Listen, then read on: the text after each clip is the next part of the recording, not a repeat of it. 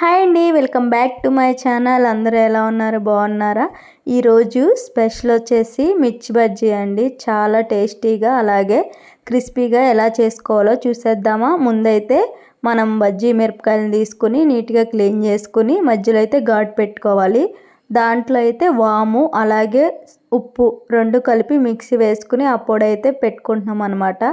చాలా అంటే చాలా టేస్టీగా అలాగే క్రిస్పీగా కూడా వస్తాయి. మరి ప్రాసెస్లోకి వెళ్ళిపోదామా. ఇలానే మనం తీసుకున్న మిర్చి బజ్జీలన్నిటినీ ఇలానే ఘాట్లు పెట్టుకోవాలన్నమాట.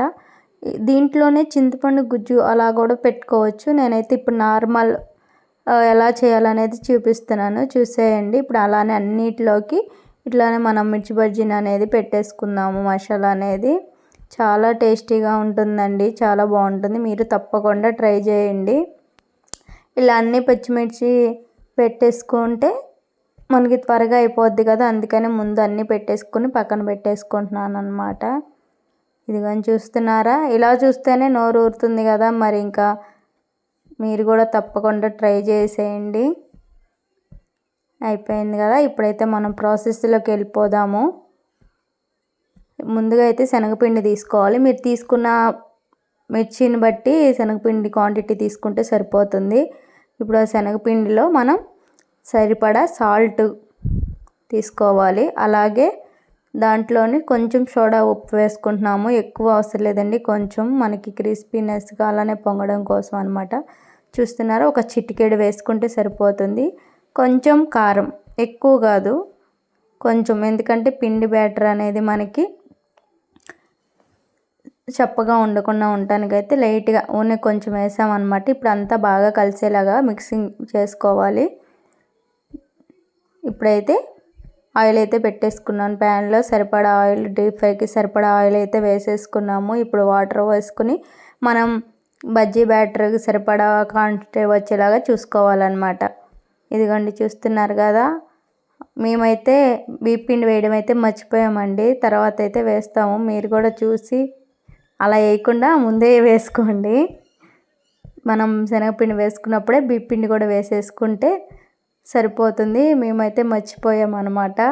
అప్పుడప్పుడు అందరూ మర్చిపోతూ ఉంటారుగా, అలాగే మేము కూడా. క్రిస్పీనెస్ వస్తుందన్నమాట మనకి పిండి వేయడం వల్ల. కొంచెం పిండి వేసేసుకుని మొత్తం బాగా కలిసేలాగా కలిపేసుకుంటే సరిపోతుంది. చూసారు కదా, ఈ క్వాంటిటీలో ఇలా కలిపేసుకున్నామంటే మనకి బాగా వస్తాయి బజ్జీలు అనేవి. ఇదిగోండి చూస్తున్నారా, ఇలా అయితే కలిపేసుకోండి. ఇప్పుడు ఆయిల్ కూడా హీట్ అయిపోయింది కదా. ఇప్పుడు మనం ముందుగా పెట్టుకున్న బజ్జీలను అయితే దాంట్లో వేసేసుకుందాము. అదే మిర్చి బజ్జీలు అయితే వేసేసుకుందామండి. ముందైతే నార్మల్గా ఒకసారి డీప్ ఫ్రై చేసుకోవాలి. ఆ తర్వాత మళ్ళీ రెండోసారి ఫ్రై చేసుకోవడం వల్ల మనకి ఆ క్రిస్పీనెస్ అనేది వస్తుంది. ఇలా మనం అలానే మొత్తం ఉన్న మిర్చి అన్నిటిని కూడా ఇలా వేసేసుకుని బాగా ఫ్రై చేసుకుంటే సరిపోతుంది. ఇదిగోండి, ఇలా కొంచెం ఫ్రై అయినాయి కదా. ఇప్పుడు తీసి పక్కన పెట్టేసుకోవాలి. పక్కన పెట్టుకునేసి మళ్ళీ వేసుకుందామండి, అప్పుడు ఇంకా క్రిస్పీగా వస్తాయి. చూసారా, చూస్తుంటేనే నోరు అవుతుంది కదా. మరి ఇంకెందుకు ఆలస్యం, మీరు కూడా తప్పకుండా ట్రై చేసేయండి. ఇంకెందుకు ఆలస్యం, మరి మీరు కూడా మార్కెట్కి వెళ్ళి బజ్జీ మిర్చి తెచ్చేసుకుని వేసుకోండి. చాలా బాగుంటుంది టేస్ట్ కూడా. ఈవినింగ్ స్నాక్స్కి అయితే మనకి చెప్పే పనే ఉంది, మిర్చి బజ్జీ హైలైటే కదా. అప్పుడప్పుడు ఇలా చేసుకుంటూ ఉంటే బాగుంటుంది. ఇంతవరకు అయితే ఈవినింగ్ అంటే మిర్చి బజ్జీ అలానే బజ్జీలు ఇవే కదండి. ఇప్పుడంటే ఫాస్ట్ ఫుడ్ వచ్చేసినాయి, కానీ ఆల్ టైమ్ ఫేవరెట్ ఈ బజ్జీలు అనేవి. ఇలా మనం అన్నిటినీ డీప్ ఫ్రై చేసేసుకుందాము.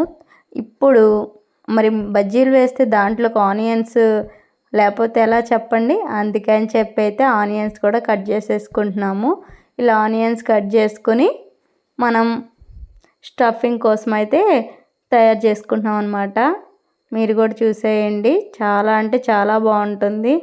ఈవినింగ్ స్నాక్గా అయితే మనకి పిల్లలు వచ్చే టయానికి రెడీ చేసి పెట్టామంటే ఇంకా మనకి అయిపోతాయి అన్నమాట. ఒకసారి చూసేరాగానే మొత్తం అవి చేసేస్తారు, అంత బాగుంటాయి. ఇలా ఆనియన్స్ అన్నీ కట్ చేసేసుకుని దాంట్లోకి మనం కొత్తిమీర అలాగే చూసారా బజ్జీలు, అబ్బా చూస్తుంటేనే నోరు ఊరిపోతున్నాయి. ఇప్పుడు దాంట్లోకైతే ఆనియన్స్లోకి నిమ్మకాయ అలాగే కొత్తిమీర వేసుకొని కలుపుకొని స్టఫింగ్ పెట్టుకొని తిన్నామంటే చూసారు చాలా అంటే చాలా బాగుంటుంది. మీరు కూడా తప్పకుండా ట్రై చేయండి. ఇలా కలిపేసుకున్నామని పెట్టుకొని మధ్యలో ఘాటు పెట్టేసుకుని కత్తితో స్టఫింగ్ చేసుకున్నామంటే అద్దరిపోతుంది. అంతే, అంత బాగుంటుందంటే చాలా బాగుంటుంది. మరి ఇంకెందుకు ఆలస్యం, మీరు కూడా తప్పకుండా ట్రై చేసేయండి. ఇలా ఆనియన్స్ని మధ్యలో పెట్టేసుకొని కత్తి చూస్తుంటేనే నోరు ఊరిపోతుంది. నాకైతే చూసి వాయిస్ ఇస్తున్నప్పుడు ఇంకా నోరు ఊరుతుంది అనమాట. అంత బాగున్నాయి, క్రిస్పీగా చాలా బాగున్నాయి. మీరు కూడా తప్పకుండా ట్రై చేయండి. మరి నచ్చితే ఇంకెందుకు ఆలస్యం, తెలుసు కదా, మన ఛానల్ని సబ్స్క్రైబ్ చేయండి, లైక్ చేయండి, షేర్ చేయండి, సపోర్ట్ చేయండి. మరి నచ్చితే కామెంట్ చేయడం మర్చిపోవద్దు. మరి ఇంకెన్ని వేరే రెసిపీస్ కోసం కామెంట్ చేశారంటే ఆ రెసిపీస్ కూడా మేము ట్రై చేస్తాం. Thank you so much.